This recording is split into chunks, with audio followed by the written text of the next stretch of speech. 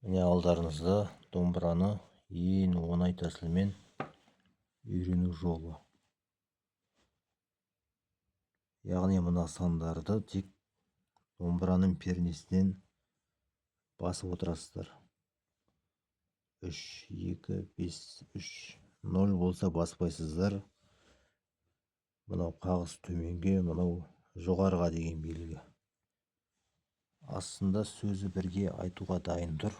Міне, мен қазақпын, бойымдағы қан қазақ.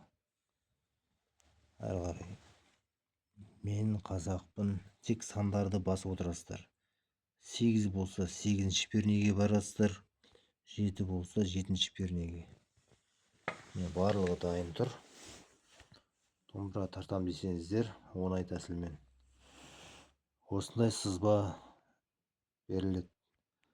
Кім алғысы келеді, жекеге жазыңыздар. Басқа да әндер бар. Мен қазақпын, жақсы адамдарым, аягөз қайда барасың, тағы да қазақ осы. Ал кім алғысы келеді, комментарийге жаза қойыңыздар. Өте оңай тәсіл.